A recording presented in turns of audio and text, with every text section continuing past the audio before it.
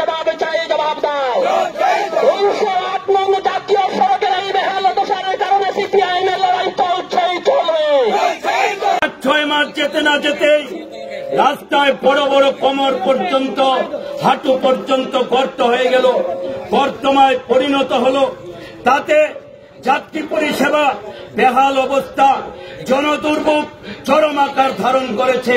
লাল ঝান্ডা এটা কোনোভাবে মেনে নিতে পারে না, তাই লাল ঝান্ডা লড়াইয়ের ময়দানে উপস্থিত হয়েছে। 208 নং জাতীয় সড়কের এই বেহাল দশা কেন জবাব চাই, জবাব দাও।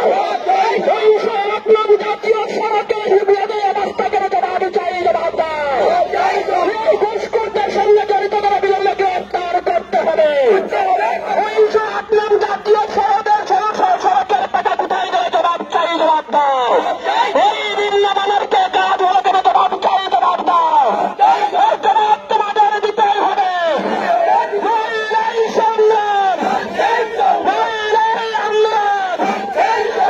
আমরা একেবারেই চাই না, কিন্তু আমরা বাধ্য হয়েছি আজকের এই রাস্তা অবরোধ কর্মসূচি গ্রহণ করবার জন্য।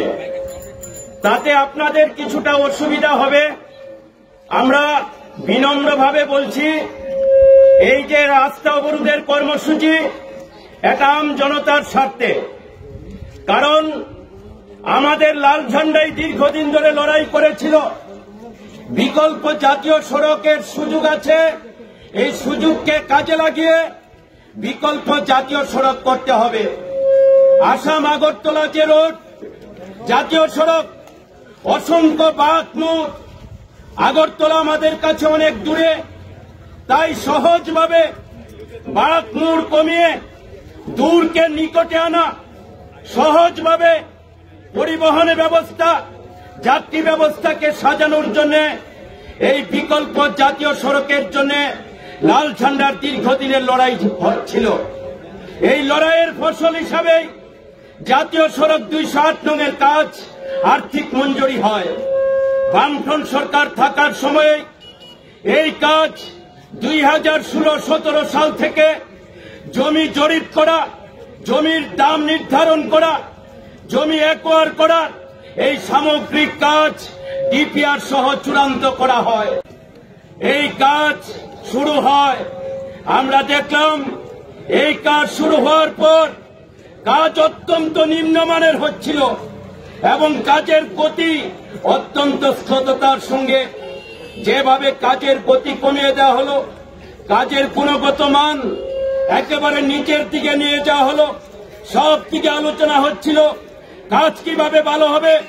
জায়গায় জায়গায় শাসক দলের নেতা, জনপ্রতিনিধিরা এখান থেকে এজেন্সির কাছ থেকে চাপ দিয়ে টাকা আদায় করছে। তাতে বলা হচ্ছে কাজের গুণগত মান দরকার নেই, আমাদের অংশ আমাদের দিয়ে দিতে হবে। এজেন্সি যেমন খুশি কাজ করেছে, কাজের কোনো গুণগত মান রক্ষা হলো না। যখন প্রথম কাজ শুরু হয়, আগরতলা থেকে কমলপুর অনেক দূর আমাদের নিকটে চলে আসলো। 3 ঘন্টা 3.5 ঘন্টার জার্নি আমরা 2 ঘন্টার মধ্যে আসলো। কমলপুরবাসী, কুমারঘাট, কৈলাসহর, ধর্মনগর, খোয়াই সমস্ত অংশের মানুষ খুশি হলেন, দীর্ঘদিনের দাবি পূরণ হলো। 6 মাস যেতে না যেতেই রাস্তায় বড় বড় কোমর পর্যন্ত, হাঁটু পর্যন্ত গর্ত হয়ে গেল, বর্তমায় পরিণত হল। তাতে যাত্রী পরিষেবা বেহাল অবস্থা, জনদুর্ভোগ চরম আকার ধারণ করেছে। লাল ঝান্ডা এটা কোনোভাবে মেনে নিতে পারে না, তাই লাল ঝান্ডা লড়াইয়ের ময়দানে উপস্থিত হয়েছে। লাল ঝান্ডা এক্ষেত্রে নীরব থাকতে পারে না। তাই আমরা সমস্ত অংশের জনগণের কাছে আহ্বান করছি যে আজকের এই জাতীয় সড়ক অবরোধ আমরা বলছি, এই বিকল্প সড়ক, এই বিকল্প 208 নং জাতীয় সড়ক অত্যন্ত জনপ্রিয় রাস্তায় পরিণত হয়েছিল।